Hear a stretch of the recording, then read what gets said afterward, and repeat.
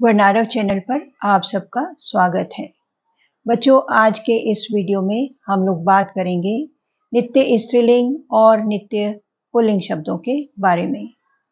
जैसा कि आप सबको मालूम ही होगा कि हिंदी में लिंग दो प्रकार के होते हैं, स्त्रीलिंग और पुल्लिंग। और सभी संज्ञा शब्द चाहे वे प्राणीवाचक हों या अप्राणीवाचक, यानी चाहे वे लिविंग क्रिएचर्स हों या नॉन लिविंग थिंग्स हों, सबका कोई ना कोई लिंग अवश्य होता है। यहाँ तक कि भाववाचक संज्ञाएं जिनका कोई मूर्त रूप भी नहीं होता, वे सब शब्द भी किसी न किसी लिंग के आधार पर ही प्रयोग होते हैं। खैर, आज हम लोग बात करेंगे कुछ ऐसे प्राणीवाचक संज्ञा शब्दों के बारे में जो या तो हमेशा स्त्रीलिंग के रूप में प्रयोग होते हैं या फिर हमेशा पुल्लिंग के रूप में ही प्रयोग होते हैं। इन्हीं संज्ञा शब्दों को नित्य स्त्रीलिंग या नित्य पुल्लिंग कहा जाता है। तो आइए सबसे पहले बात करते हैं नित्य स्त्रीलिंग शब्दों के बारे में।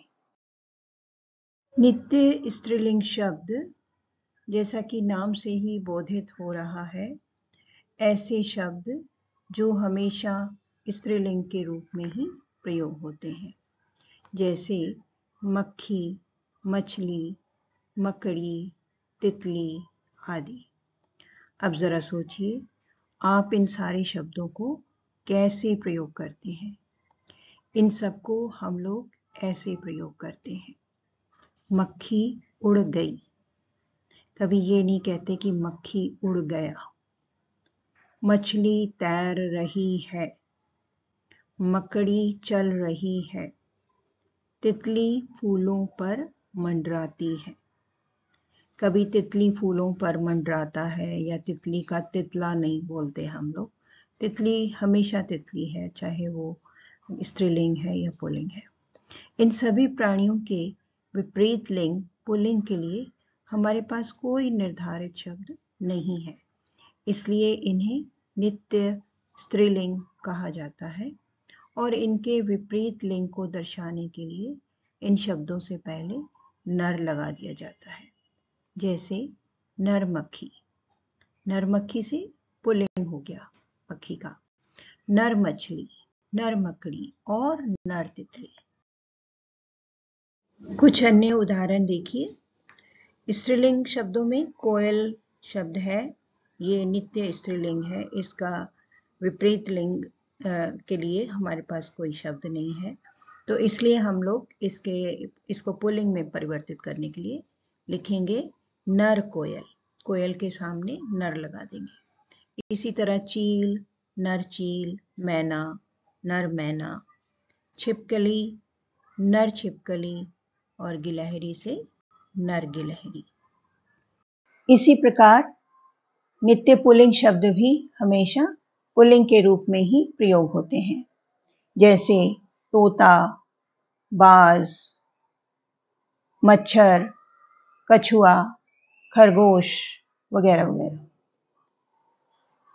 इन सभी को हम लोग इस प्रकार प्रयोग करते हैं, जैसे तोता उड़ गया, क्योंकि ये पुल्लिंग शब्द है इसलिए इसके लिए क्रिया यूज की हमने, उड़ गया। बाज जंगल में रहता है, खरगोश गाजर खाता है, कछुआ धीरे चलता है और मच्छर बीमारी फैलाते हैं। इन सभी प्राणियों के विपरीत लिंग स्त्रीलिंग के लिए हमारे पास कोई भी निर्धारित शब्द नहीं है, इसलिए इन्हें नित्य पुल्लिंग कहा जाता है। और इनके विपरीत लिंग को दर्शाने के लिए इन शब्दों से ठीक पहले मादा लगा दिया जाता है, जैसे मादा तोता, मादा बाज, मादा खरगोश, मादा कछुआ और मादा मच्छर वगैरह। और कुछ अन्य उदाहरण भी देख लेते हैं, जैसे उल्लू हमेशा पुल्लिंग के रूप में ही प्रयोग होता है। इसका विपरीत लिंग हमारे पास, इसके विपरीत लिंग के लिए हमारे पास कोई भी दूसरा शब्द नहीं है, तो इसलिए हम लोग लिखते हैं मादा उल्लू। इसी प्रकार कौआ का अपोजिट स्त्रीलिंग शब्द नहीं है, तो हम लिखेंगे मादा कौआ। इसके ठीक सामने हमने मादा लगा दिया। इसी तरह खटमल, चीता, तेंदुआ, भालू, भेड़िया, ये सभी नित्य पुल्लिंग शब्द हैं, इसलिए इन सब के सामने हमने मादा लगा दिया। तो बच्चों आज के लिए बस इतना ही। मुझे उम्मीद है आप सबको नित्य स्त्रीलिंग और नित्य पुल्लिंग के बारे में सब कुछ अच्छी तरह समझ में आ गया होगा।